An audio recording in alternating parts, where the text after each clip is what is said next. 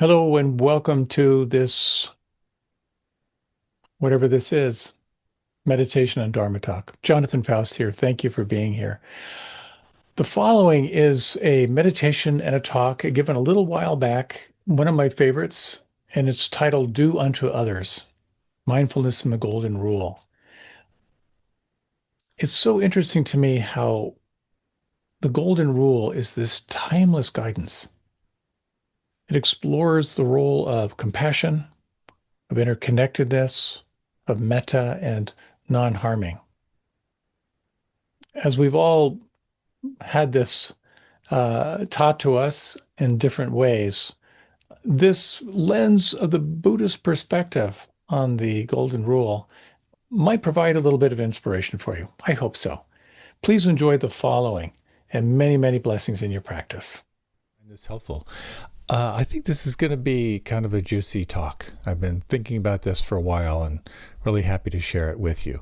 Before we do that, though, we're going to have a short meditation. And before that, some acknowledgments. First of all, a thank you to Rita Moran, our mindful movement teacher. If you're wanting to build in some mindful movement as part of your Monday night flow, you can go to my Facebook page or website to get the link for that Zoom class. That starts at 6:30 Eastern Standard Time, which will bring you right up to here, 7:30 Eastern Standard Time, and then into the meditation and talk. Also, I'd like to thank the Insight Meditation Community of Washington for hosting this class, and to our producer, Glenn Harrison, the maestro who makes it happen. I have a mailing list if you're interested in signing up. I share a couple times a year a compendium of talks, plus all my best photography to that date. And just to say, all these talks are available online, YouTube, Facebook, everywhere. So that's that. And finally, this is all offered in the tradition of what's called dana, that is to say, generosity. The teachings are considered priceless, therefore there's no charge. And I've received so much through the generous offerings of other teachers. It's made a big, big difference in my life, and I'm really happy to participate in this way. And if you feel inspired to support this, thank you. I really, really appreciate that. Truly. So, before we launch into our talk, this is into the meditation and talk. This is going to be a talk on the Golden Rule. Do unto others as you would have them do unto you, with all the variations of different traditions and how that relates to mindfulness. And how it basically relates to mindfulness is that it calls on compassion, it calls on interconnectedness, it calls on loving kindness, and it calls on non-harming. So I thought before we move into our meditation, we might take a little bit of time to slow down the breath and sense inward. If you like, you can close your eyes.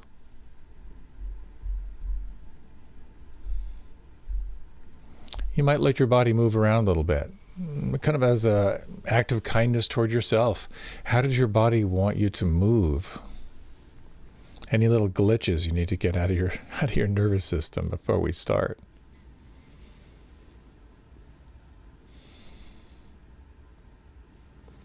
And there's a beautiful reflection that's often done at the end of meditation retreats, but it's really powerful sometimes, done before a meditation or even after. And it's referred to as the offering of merit. And while this meditation will be only about 12 minutes, you might take a moment with the eyes closed to offer the benefit of your practice. Whatever benefit may come out of this, offer it to yourself. May this practice further an opening into ease in your path. May this practice be of benefit to those you most care about. And may this be a benefit to all in some way. And with that, coming into an awareness of here and now, you might open your attention to the sounds around you. It's a beautiful way to move into meditation. Just notice the sounds.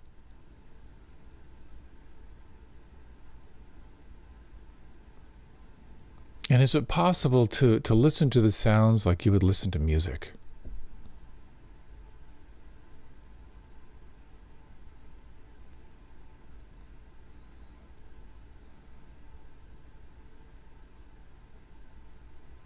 Is it possible to soften any sense of naming what the sounds are, but actually to experience just the direct vibration of the sounds, the experience of your eardrums?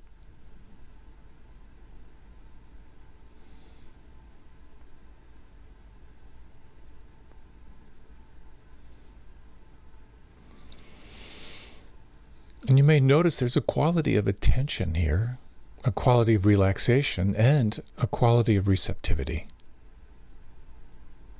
Aware of what's happening and aware of just receiving the direct experience of the vibrations of sound.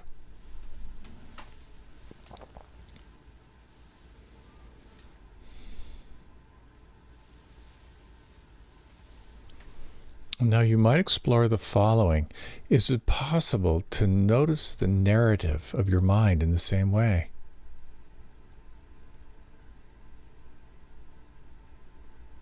There's a flow of sound and there's a flow of commentary. Is it possible to be the observer of this?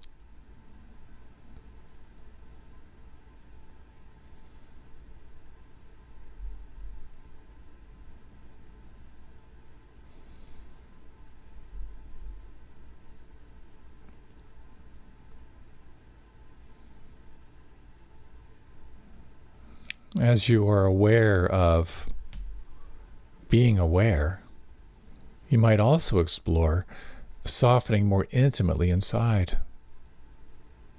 Is it possible to soften any little micro expressions in the muscles of the face? Could you feel your face like the face of a marble statue?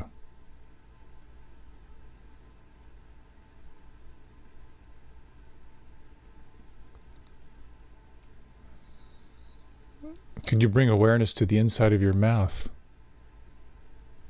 and let your tongue relax in such a way that it fills your lower jaw, softening the jaw away from the skull itself?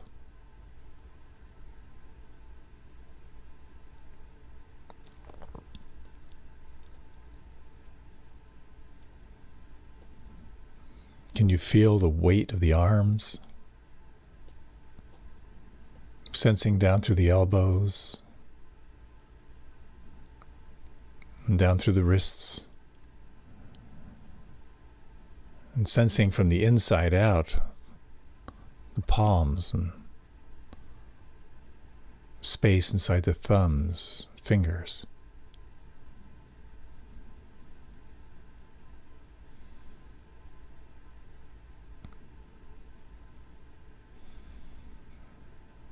Can you sense the delicacy of the natural flowing breath in your belly? And could you, for the next 3 exhalations, soften your belly even more with each breath moving out?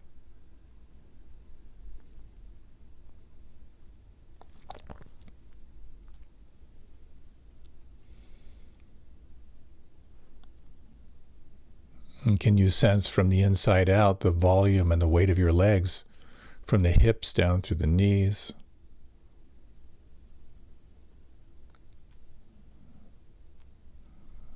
The knees down through the ankles.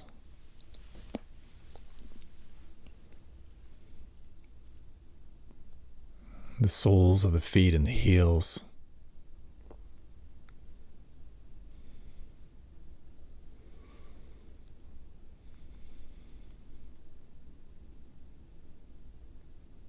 And sensing from the inside out the whole body, from the crown of the head down to the soles of the feet, and just sensing right now, is there anything inside that could soften? Is there anything inside that could relax or let go?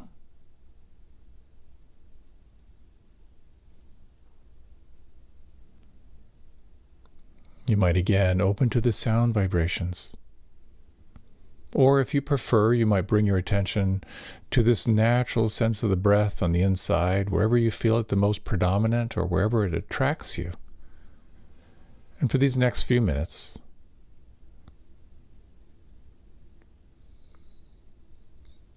let yourself return again and again to this sense of here and now, this timeless moment.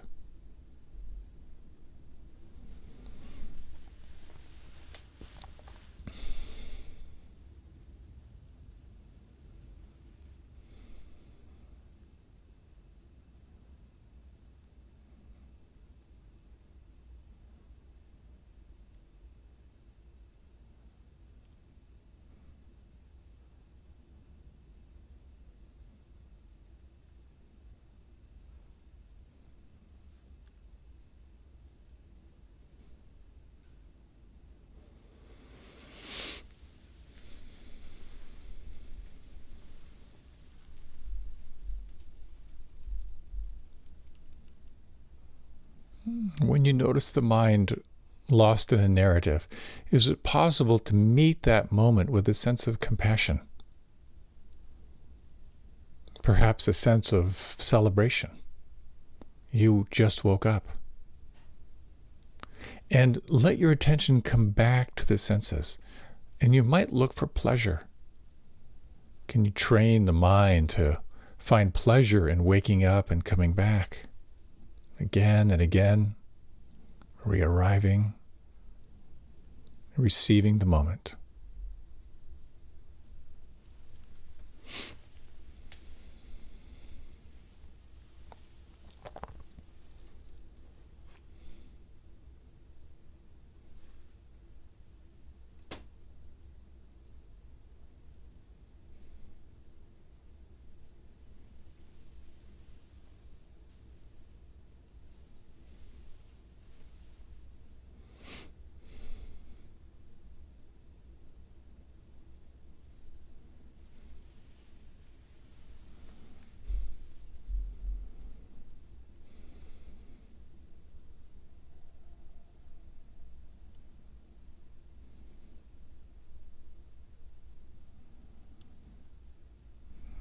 In these remaining minutes, you might refresh your practice, just sensing again, is there anything inside that could soften or relax or let go?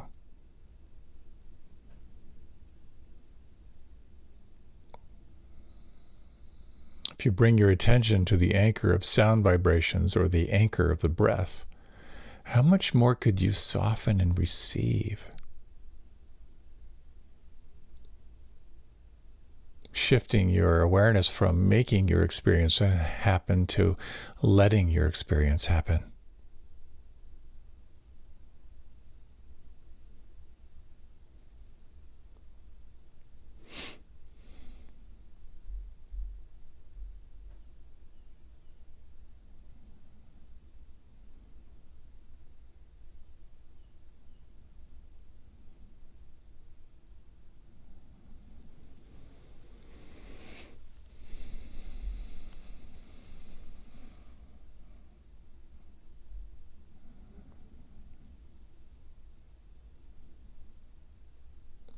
In this remaining minute or so, you might inquire now both within the mind and within the felt sense of the here and now in the body, is there anything that could soften or let go or relax?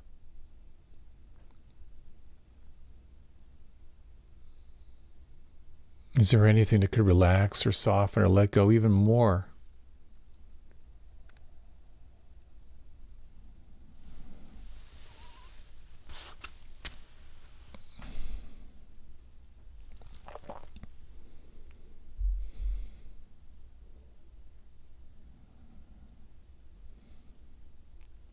And for these remaining moments, imagine you could let all effort fall away and just sense, who are you in the absence of effort?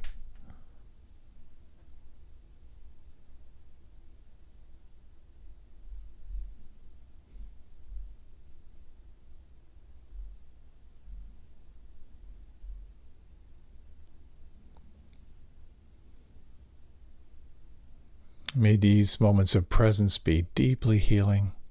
May they be of benefit to you and your continued path, to those in your inner circle, and to all beings.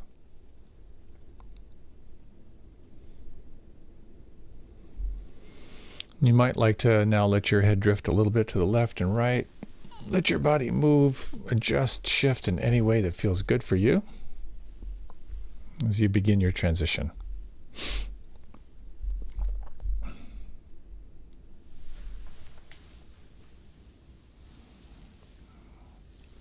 Welcome back.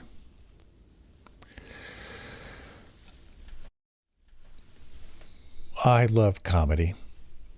And as a kid, like many kids my age, the main comedian out there was Bill Cosby. And I remember he had this one line. He was talking about the golden rule. And he said, the rule in my house was, do unto others before they do unto you. And with two brothers, that was sage advice for me. But I remember being so pleased with myself that I got the joke way back when. I'd like to talk a little bit about the golden rule. And as I've been reflecting on this, I've been reflecting on the kind of the early part of my life when I first heard about this. And as I mentioned in a recent talk, I spent a lot of time on tractors in the first 25 years of my life. Growing up on a farm, you just start driving tractors right away. I remember having to stand up to have enough weight to push in the clutch on our tractor. And driving a tractor is the perfect meditation experience. You have to pay attention, but you also get a sense of the flow. Recently, I shared how, as I was mowing the lawn as a young kid, I had this deep recognition of death and impermanence. And I had another insight on the on the lawnmower when I was a kid. And that was the golden rule. Do unto others as they would have you do unto you. I don't know where I heard it, probably at Quaker meeting or something like that. And I remember it was this revelation of like, that's it. That would be a perfect world. Why don't we all do that? And there's something really interesting about this, I find.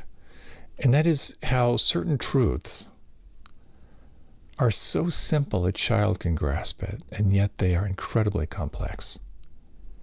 And you could say that it's the same thing around the Four Noble Truths, the four essential principles that come in Buddhism. Number one, stress and suffering and dissatisfaction are part of the human experience.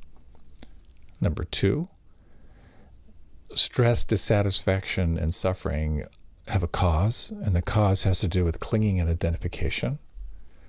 Number three, the solution is to let go. And four, that there's a path that supports you in this unfolding into letting go. If I had heard that as a kid, I would have been thinking about that on the lawnmower as I was driving around our many, many acres. And there's a beautiful story about this one monk. At the end of his life, an old monk, he apologized to his students. He said, I'm so sorry I never got beyond the Four Noble Truths in my teaching to you. So at least 8 major religions have a version of the Golden Rule.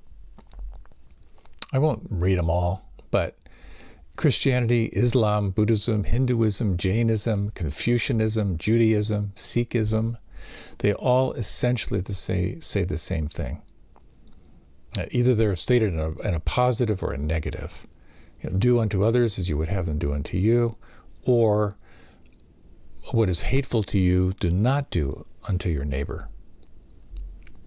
There's a beautiful thing that in the Talmud, and again, anything I say here could be deeply distorted, where it says, what is hateful to you, do not do unto your neighbor. This is the whole Torah. All the rest is commentary. What a powerful, powerful thing. So it's so helpful for me to keep remembering this. It's so simple, but like everything, it's the simple things that are the most transformative and the simple things that are the easiest things to forget. But what I'd like to talk about is how mindfulness is reflected in the Golden Rule. It's number one, the cultivation of Karuna or compassion. Number two, it's the understanding of what's called dependent origination, or the interconnectedness of everything. And three, it's about cultivating metta, loving kindness. And four, it's about cultivating what's called Ahimsa, or the principle of non-harming. Compassion is a fascinating thing. And there's one scene from a movie I love. If you've ever seen the movie Breaking Away, it's a classic. It's such a classic movie. It's great. It's set in Bloomington, Indiana, and it's about a high school kid who's kind of a dreamer, and he gets very, very deeply into different things, and he gets very into Italian bicycle riders, and he does everything in his power to emulate them.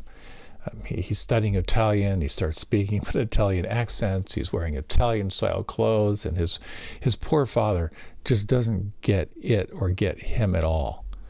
At one point, his father complains to his wife. He goes, "He's never tired. He's never miserable." And his wife says, "He's young." He says, "Well, when I was young, I was tired and miserable." But he drives his father crazy. One morning, he comes in. And he goes, "Buongiorno, Papa." And he says, "I'm not your papa, I'm your father." But there's one touching moment. I don't know if this is communicating, but there's one touching moment. His father is really frustrated and takes his anger out on his son, and his son just starts sobbing and hugs him. His father says, "I didn't mean for you to be this miserable. Just a little bit is all I asked for." But it was so touching in that scene, as funny as it was the response to suffering. As soon as he saw his son deeply suffering, everything changed for him. You might just take a moment now and think of someone who you know is suffering. And just notice what it feels like as soon as you turn your attention to them. Just sense how their desire for happiness is the same as your own. And what would you wish for if you were in their position? This sensitivity to compassion, the capacity to feel what another person is feeling and to resonate with their suffering and to be with the response to the suffering, is an essential part of what it means to be alive, an essential part of what it means to be awake, an essential part of what it means to be mindful. We naturally start to recognize that all beings, like ourselves, are wanting happiness and wanting to avoid pain. And compassion opens up our self-centeredness to a broader sense of connection, if you will. So compassion is actually a practice. It's a training. And there's sort of like informal training. You know, when you sit and you quietly repeat the phrases, may you feel free from suffering, may you feel peace. When you direct this toward yourself, toward their loved ones, toward strangers, toward the difficult people in your life, that's part of the formal practice. And it's a training. But then there's the informal practice where you cultivate what it's like to respond to life. A story I like to tell, again, I don't know if this is true, but I like to think it is. It's a story of a woman who was on a city bus, and a very disoriented homeless guy got on the bus and was kind of really disheveled. And he didn't have the right change. He got flared up in his real anger toward the bus driver when they were arguing over change and entry on the bus. And everyone was getting really nervous and looking for the exit, and the bus didn't have an exit. She could feel the palpable tension in the bus. And she thought, no one's praying for this guy. And she just very quietly, may you feel peace. May you feel peace right now. May you feel happy. And just quietly offered that. As the story goes, after he settled down and found the right change, and as he's shuffling back toward the back of the bus, he paused as he walked by her and he said, "Thank you. I feel better now." Again, I don't know if that's true, but I like to think it is. And when we look at interconnectedness, I do think it is. We cannot measure the impact of kindness and compassion in the world. One person told me that he has a daily act of kindness through email. Every day he'll just send an email to a friend, a note of encouragement. It's about inclining the mind toward others as we would like to have them do unto you. The more we do that, the more connected we feel, and the more you'll feel a sense of interconnectedness of life. So back to running farm equipment. Thanks for bearing with me. When I was in college, I really wanted to refresh my meditation practice, and I wanted to get out of town. I thought, would it be amazing if I could find a farm where I could where I could work and live and get my practice going. Living in the city didn't work for me. Magically, I landed on a farm where a former graduate of my college took over his dad's farm when his dad died. And he was very into meditation. The same kind of meditation I was, transcendental meditation at that time. So I spent the next many years, like 4 years, managing the livestock and helping to run a 1,000-acre farm. We had corn, soybeans, and wheat primarily, and 1,000 acres is a lot. We also had 500 hogs that I was in charge of, and farming is kind of dramatic. You have these windows when you really have to focus and you really have to perform, because these are weather windows or opportunities for planting or harvest where you just have to be there. In the spring, you've got plowing, disking, mulching, and planting. And then harvesting in the fall is really touchy, because if it's too early and the grains are still kind of wet, then it costs a lot to dry them at the dryers.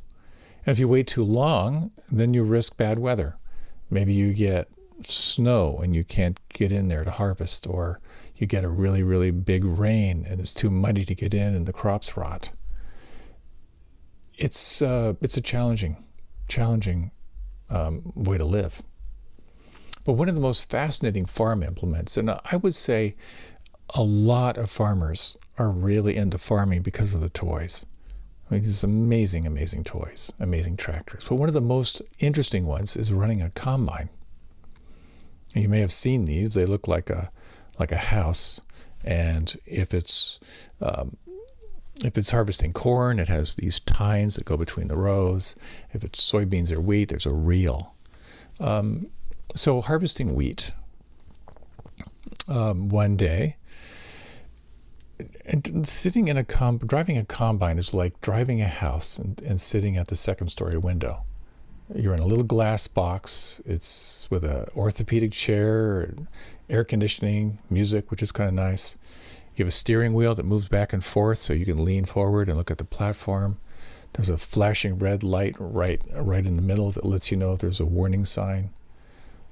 It has hydrostatic transmission right here on one little lever with your finger, so you can slow down, speed up. Below you, there is a platform which you lift and lower, and you do that through another lever as to how close you get to the ground. And then another level which has the reel that sort of like guides the wheat over the sickle bar mower. On your left, there's a whole panel of lights that read sensors on all the bearings to let you know if there's any issue. And then to your right, you have the auger for offloading the wheat. And if you're really, really on top of it, you are harvesting as managing everything that's coming in. And then a truck will come up on your right, and then you'll engage the auger, so you're offloading the wheat and then slowing down and speeding up to fill the front and back of the truck. And then in the back, you have a fan that kind of blows the chaff out, which is lighter than the seeds. And you've got to get that dialed in just right, because if it's too strong, you're blowing seeds out the back. And if it's not strong enough, then you've got a lot of chaff in the wheat, and then that costs money to get that out later. So it's incredible driving this thing, because you are managing the ground speed, the platform height, the reel height. You're checking all the bearing lights. You're lining up the combine on the line, and you've got to be paying attention to the rear view mirror, because if a sickle breaks on the sickle bar, it's not going to be cutting all the soybeans.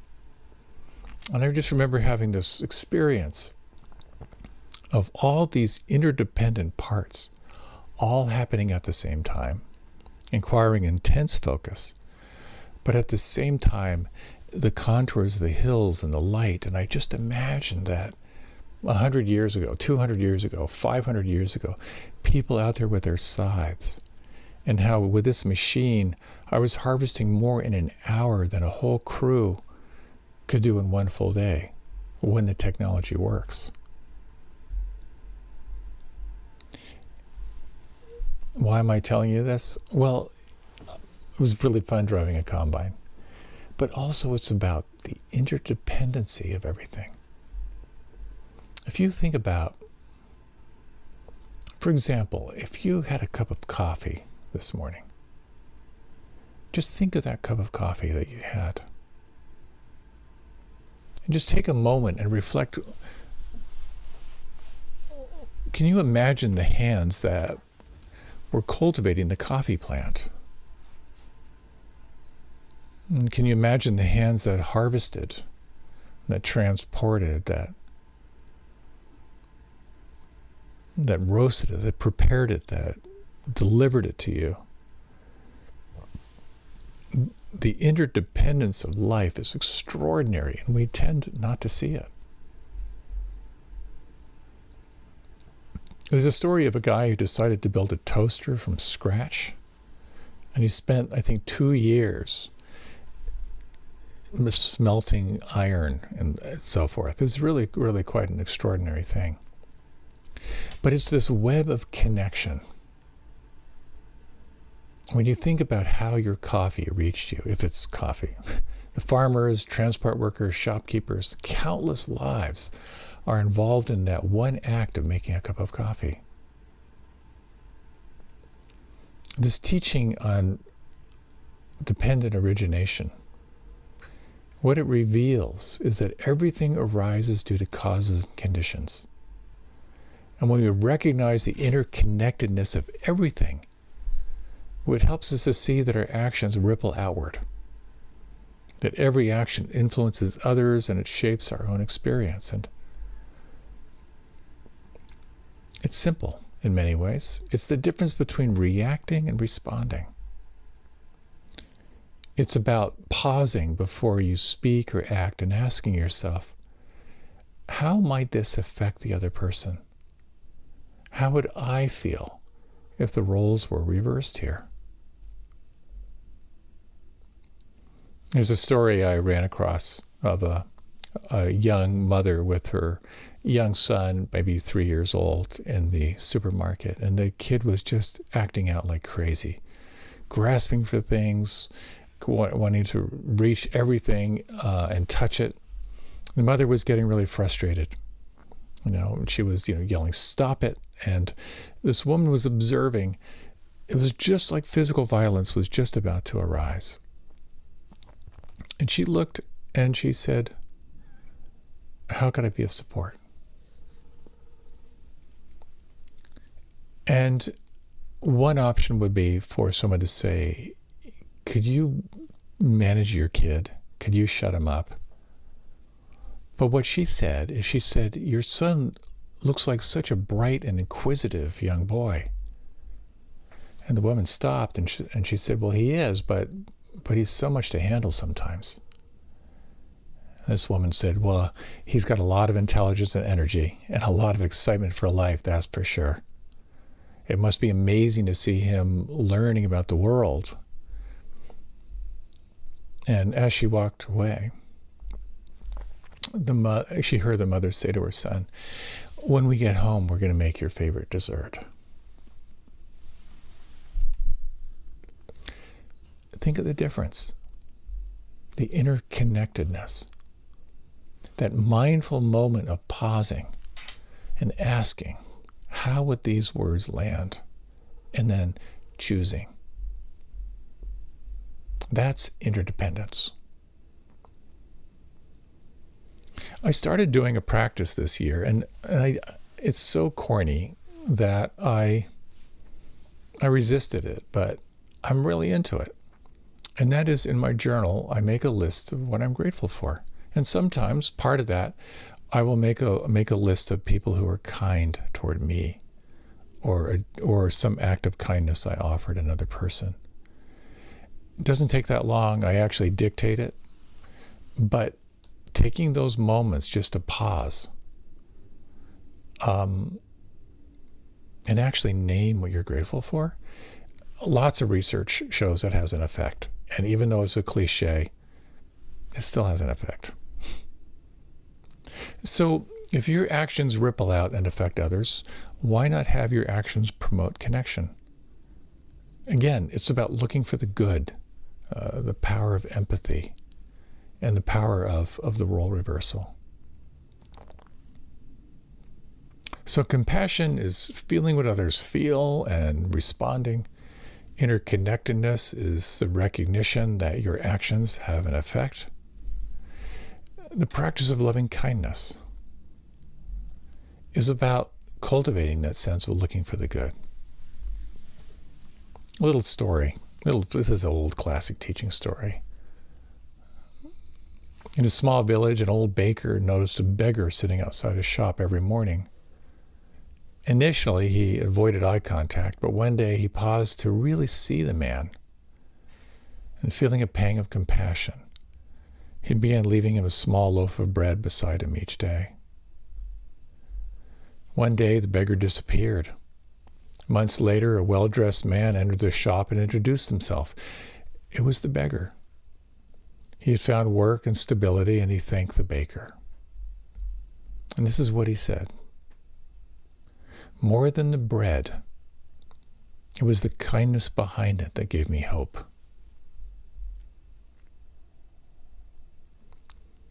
So compassion is not just about giving. It's about seeing others as we see ourselves. And it becomes a very interesting question. Where in your life can you extend a small act of kindness that might lead the world, make a big difference to someone?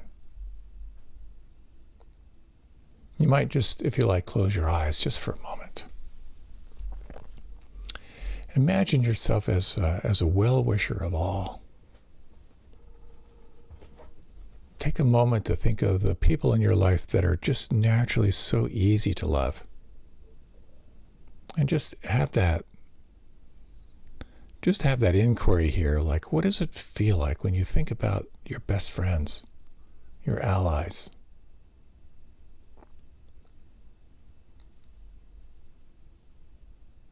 And now you might expand this inquiry a little bit to the people in your life that you feel neutral toward, or just, let's say, just one person. You have no antipathy, but no particular attraction toward them. And just explore the following. This is very brief. Can you imagine this person as a child? Or imagine them facing challenges? And notice the quality of feeling inside if anything shifts.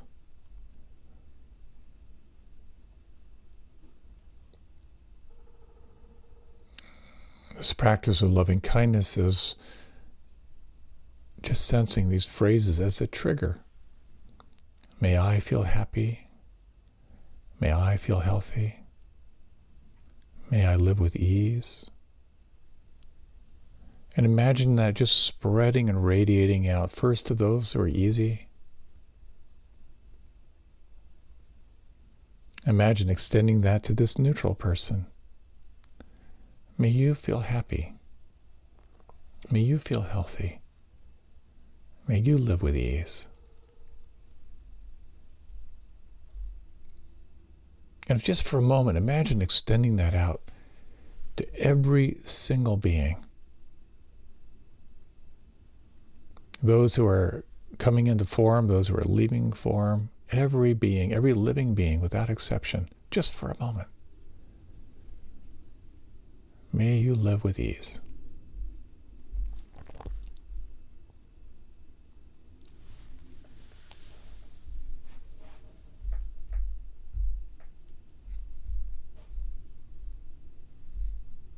If you like, you can deepen your breath. If you like, you can open your eyes. Metta, or loving kindness, expands the heart. by this practice of cultivating unconditional goodwill to all beings. It breaks down barriers of self and other, and it creates this sense of universal belonging. And again, there's the formal practice and the informal practice. Chris Voss, who's a FBI negotiator, has a very simple thing where, as a way of training, he just sort of imagines what people are feeling. So if it's the end of a long day and he's talking to a cashier, he'll just say, hard day or long day. And something in that small act of extending your awareness to another person creates that sense of connection.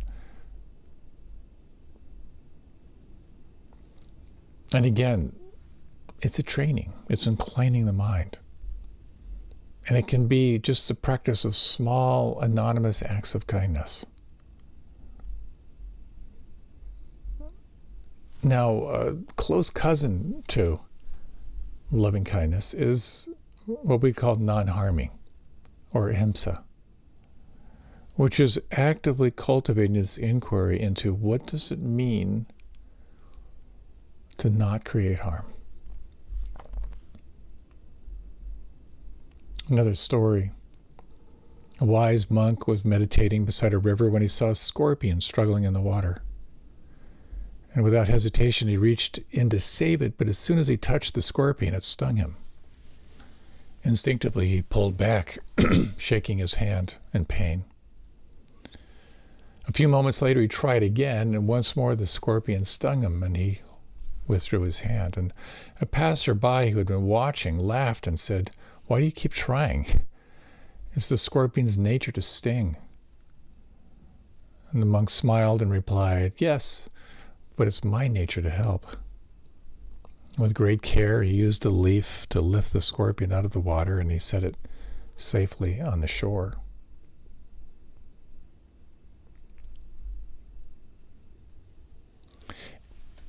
When we live into this inquiry of what it means to do unto others as you would have them do unto you, it may quite organically take you back to this deep place of non-harming, the desire not to be harmed by others. We spend most of our life either dominating or trying to avoid domination.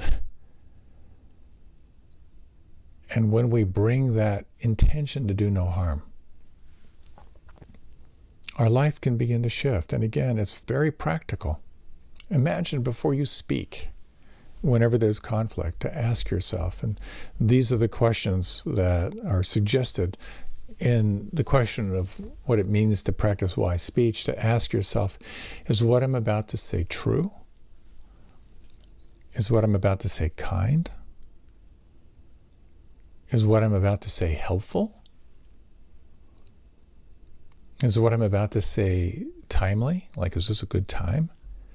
And finally, is what I'm about to say something the other person can truly hear and process? Those are a lot of questions, but I really find it helpful to go back and really sense, is this true? Is this offered in the spirit of kindness? Is this truly helpful? Is it the right time? And is this something this person can hear and process? And imagine if someone had something difficult to share with you, if they took the time to ask those questions to themselves. To live a life of non-harm is a very deep, deep, deep, deep, deep inquiry. Your food, your shopping, your relationships, how might these be causing harm? Or how might you reduce harm to others and to the planet? Ahimsa, which is the practice of non-harming, it kind of underpins the ethical living in Buddhism and all great traditions. It's not only refraining from harmful actions, but actively promoting peace and well-being. And this is just me, and I'm not editorializing, but a big part of my plant-based lifestyle is really about non-harming. Having grown up on farms, having run a 500 head livestock operation for years, I have some karma to pay back, I think. But the idea of not creating suffering through my choices with what I eat is an important part of my life, a very important part of my life.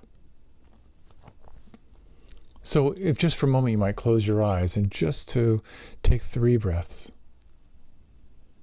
and just to inquire, what might your life be like if you lived more fully into this principle of non-harming?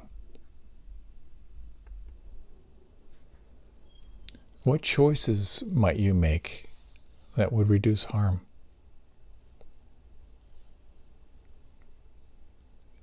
And how might you actively promote a greater sense of peace and well-being around you?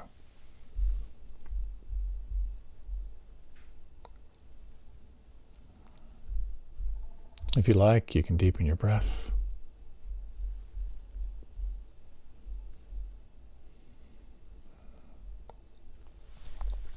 And if you like, you can open your eyes. Non-harming, of course, is relative. It's impossible to be on this planet where we are eating and being eaten without creating harm. But it becomes a very deep inquiry, and as I like to say, the more you practice, there's this incredibly positive effect of becoming more sensitive to life. And then there's a very challenging thing that arises as you become more sensitive to life. But it's important to remember that suffering comes from feeling separate. When you start to connect, when you start to inquire into what it means to be in relationship with the world, your capacity to role reverse, to sense what another person is feeling, to sense what another's life is truly like, to explore what it means to do unto others exactly how you would like them to do unto you, the sense of separation can begin to shift. When you see self in other and other in self, you automatically do unto others as if they would do unto you. So simple and so easy to forget.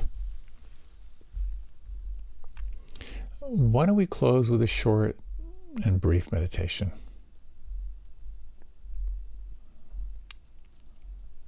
You might again just close your eyes. And just sensing in your own way where you feel the breath right now.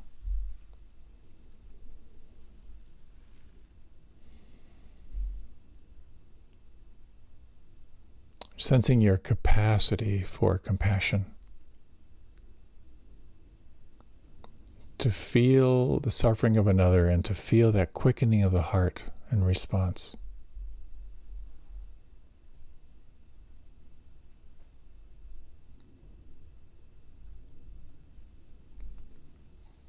And sensing this quality of interconnectedness, how you respond, how you react to life has immediate impact on those around you.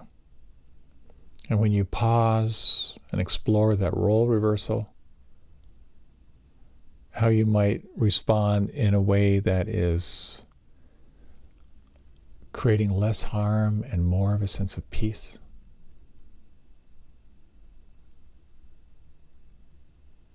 Sensing your capacity for loving kindness, to be a well-wisher of all.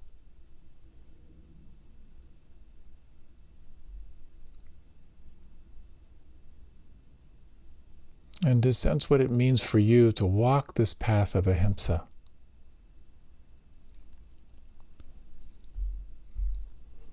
To live a life that is dedicated to doing minimal harm and actively promoting this sense of aliveness and interconnectedness.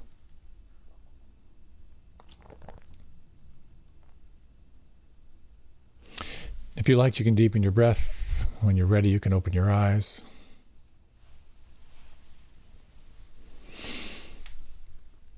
Thank you so much for your time and attention.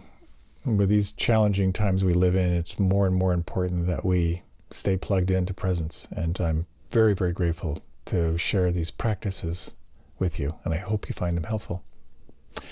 Happy, happy trails.